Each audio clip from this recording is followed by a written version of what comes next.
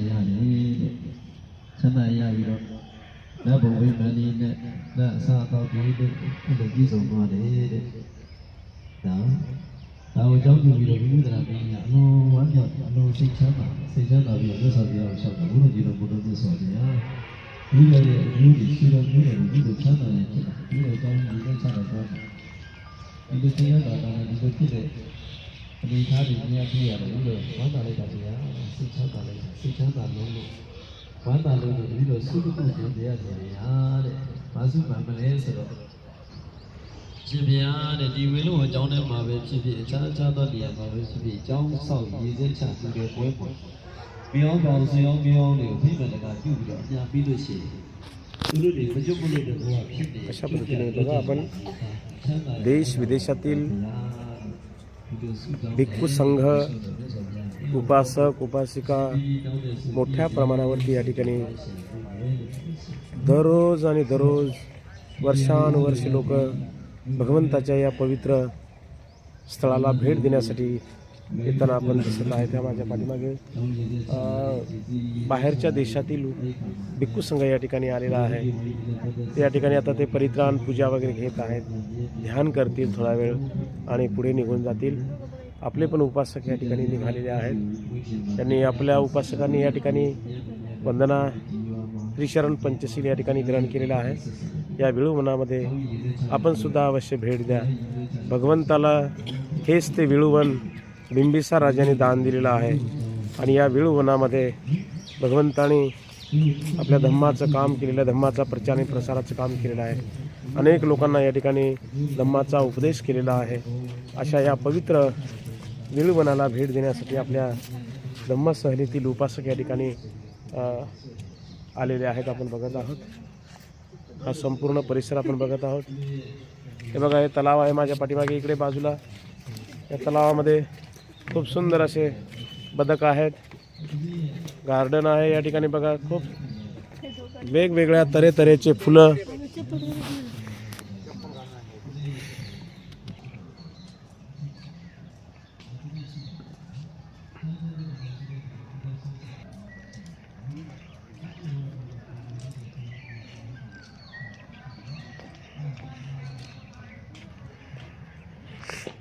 बघा हे विशाल वडाचं झाड आहे।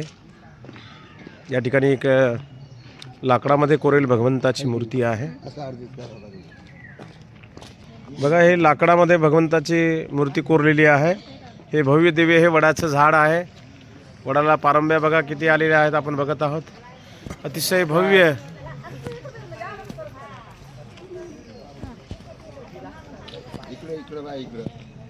ओके।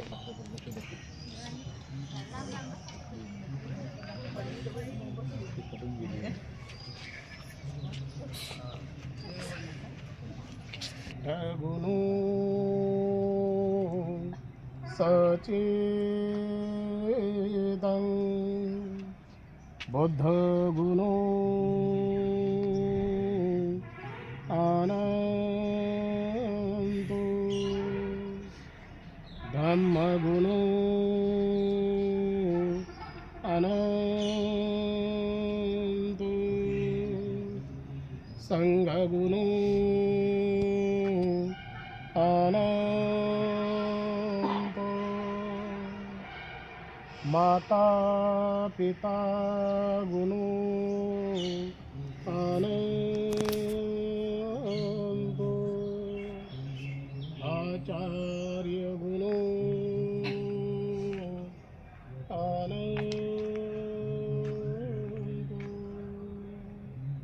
महाकारुणी तथागत भगवान गौतम बुद्ध तसेच भारतीय घटनेचे शिल्पकार परमपूज्य ईश्वर रत्नबोधिसत्व डॉक्टर बाबासाहेब आंबेडकर यांच्या स्मृतीस प्रथम अभिवादन करून मी माझे गुरुवर्य भदंत प्रज्ञाश बोधी त्याचप्रमाणे आमचे वरिष्ठ आणि श्रेष्ठ जर म्हणायला गेलं तर हरकत नाही वयाने आमचे राजरत्न भंतीजी आणि आमचे आर्यज सर्वांना मी वंदन करतो.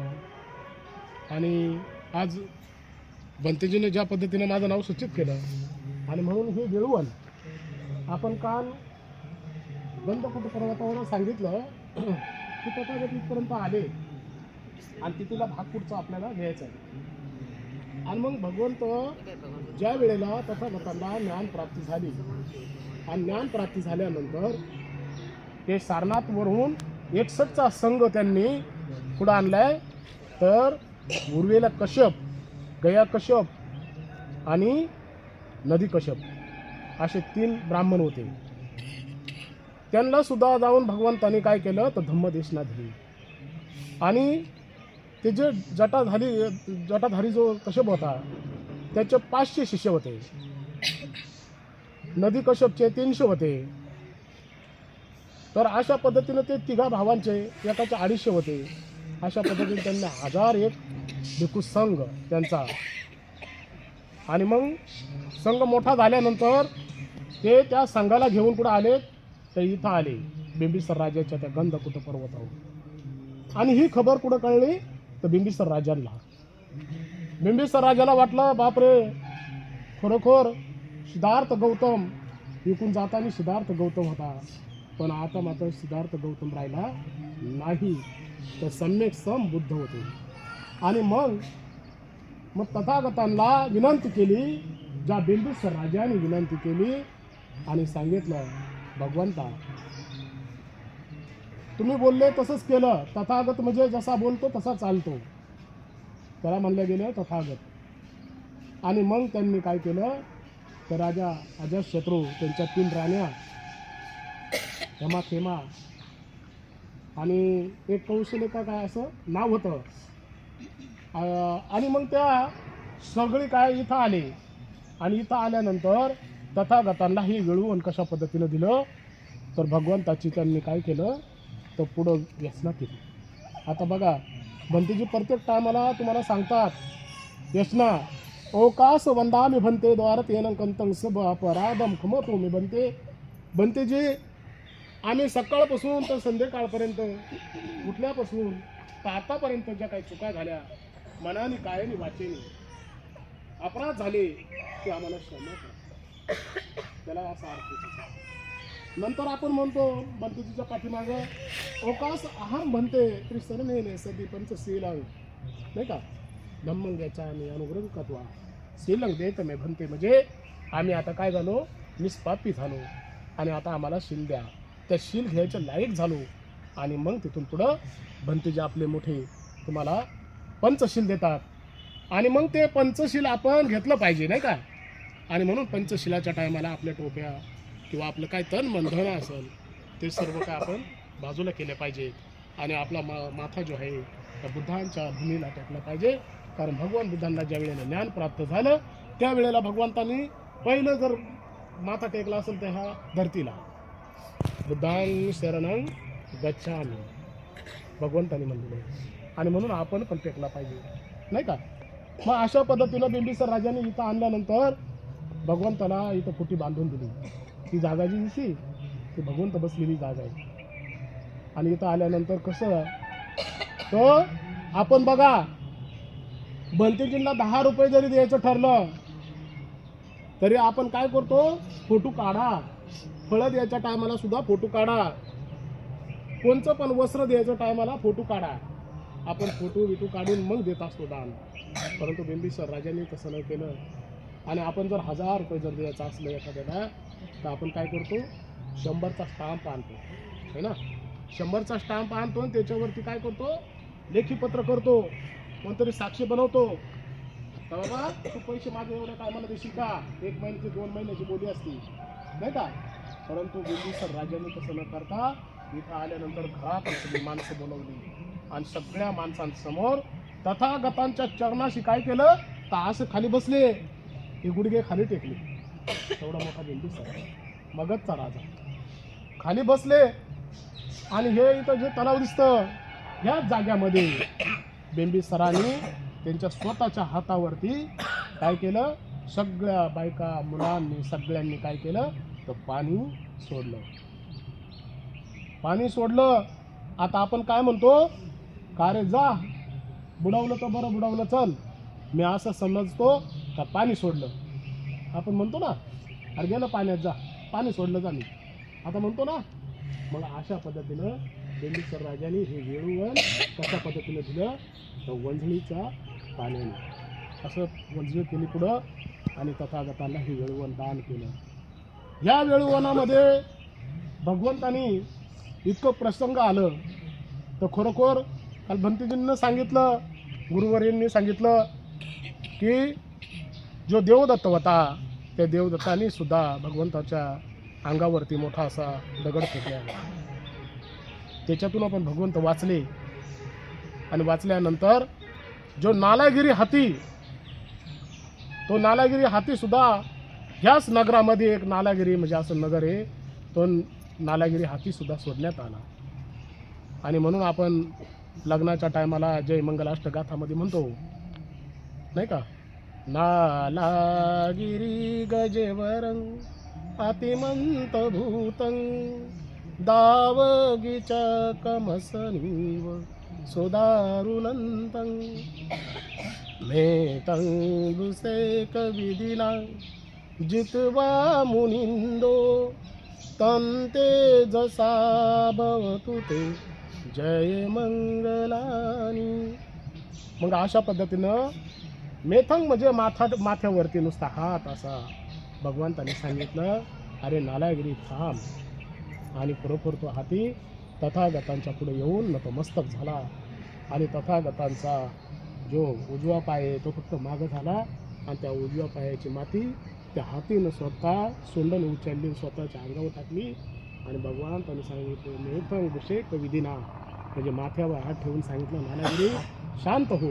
असा प्रसंग या वेळूवनामध्ये 5 वर्षवास झाले या वेळूवनामध्ये. आणि मग हीच खबर पुढं कळली तर आपण जाणार आहे ते श्रावस्तीला. मग तिथलचा जो धनवान व्यक्ती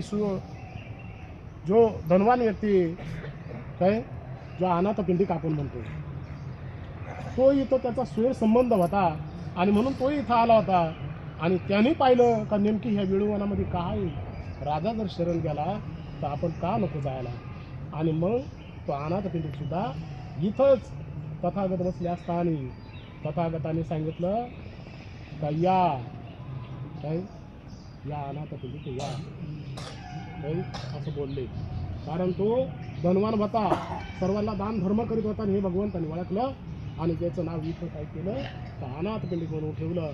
आणि त्या अनाथपिंडिकांनी तथागतांना इथं ह्याच भूमीमध्ये आमंत्रण केलं आणि आमंत्रण करून कुठं नेलं तर इथून ते श्रावस्ती. म्हणजे अशा पद्धतीनं आपण ज्या ज्या ठिकाणी जाणार आहे त्या ठिकाणी वैशाली नगरीला सुद्धा आता आपण जाणार आहे. वैशालीवर सुद्धा आला मोठा प्रसंग आलेला आहे रोगाचा. तो सुद्धा वैशालीकर जे लिच्छवीचं गणराज्य ते सुद्धा ह्याच ठिकाणी आले आणि बिंबिसाराला शरण गेले. बिंबिसारांनी सांगितलं मला नका तर तुम्ही कुठं जा तथागतांना जा आणि तथागतांना शरण येऊन विनंती करून ह्याच भूमीमधून तथागतांना त्यांनी कुठं नेले तर वैशालीला.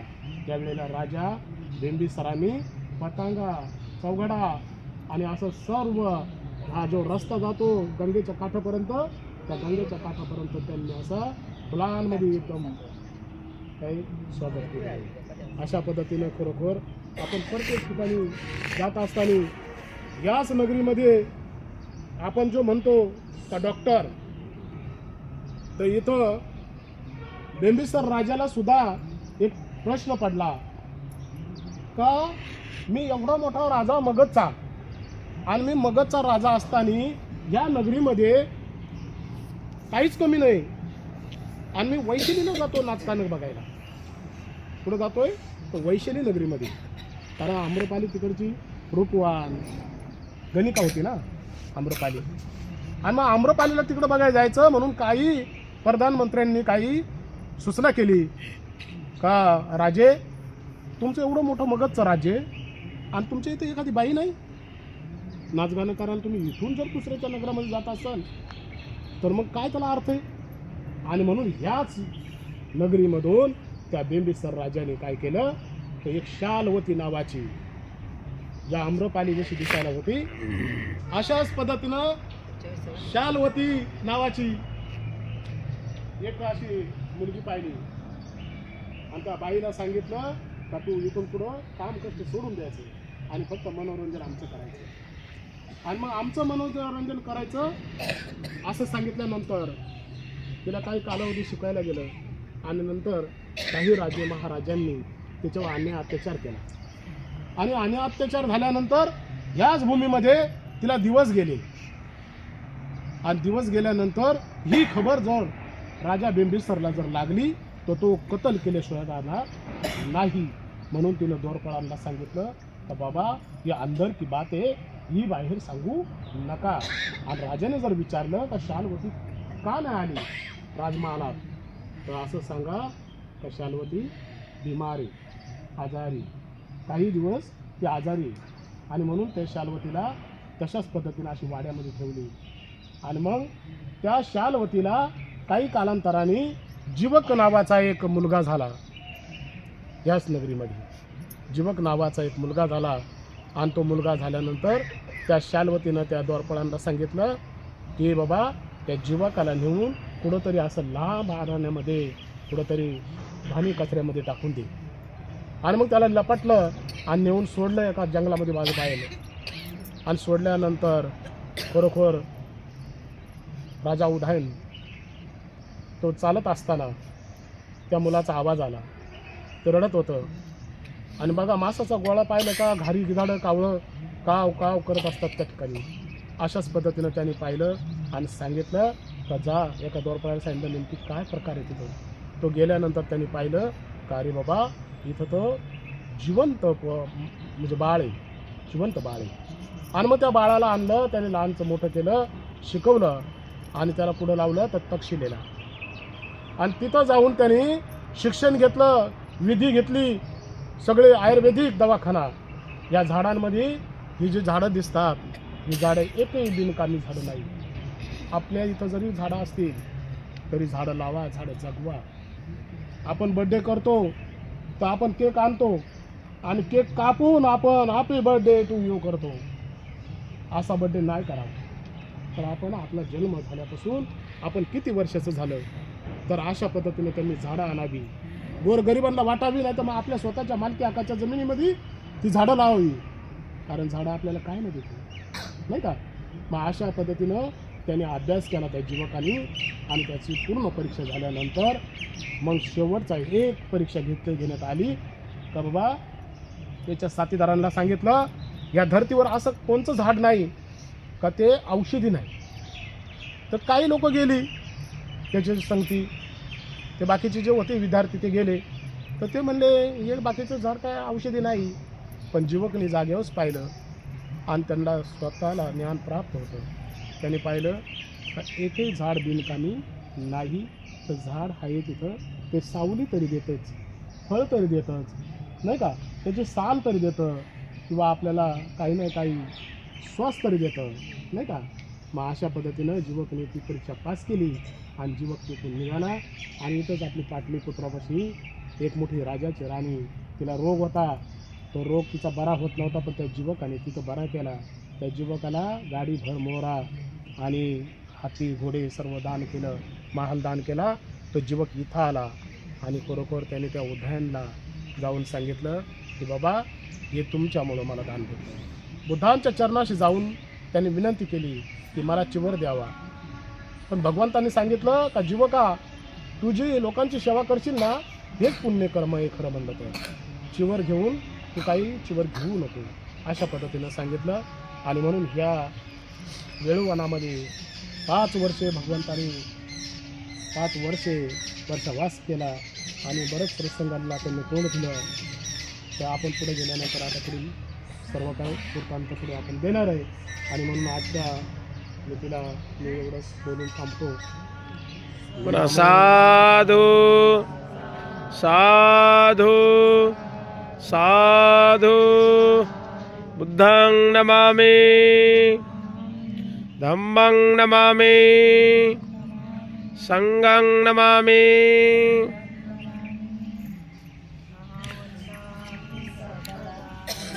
अशा पद्धतीने या ठिकाणी आजच्या या ऐतिहासिक महत्त्वपूर्ण विळूवनाचं महत्त्व भंतीजींनी सविस्तर तुम्हाला या ठिकाणी समजून सांगितलेलं आहे.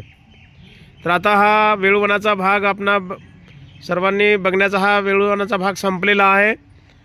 आता इथून आपण ज्या ठिकाणी थांबलेलो आहोत त्या ठिकाणी आता नाश्ता घ्यायचा आहे. भोजन तयार आहे, पण ते भोजन पॅकिंगमध्ये घेणार आहोत आपण पुढे रस्त्याने. एवढ्या सकाळी तर तुम्ही जेवणार नाही ना, का नाश्ता कॅन्सल करून जेवणाचा कार्यक्रम करायचा? हां, तर आता इथून गेल्या गेल्या नाश्ता होईल. नाश्ता झाल्या लगेच बॅगा उचलायच्या आणि गाडीमध्ये टाकायच्या. आपापलं सामान, मोबाईल, चार्जर, बॅग वगैरे सर्व. आणि कुठे जाणार आहो? वैशालीला, आहे की नाही? तर मग आता वैशालीचा इतिहास आपण तिथे बघू, आहे की नाही? तर इथून आपण आता निघणार आहोत.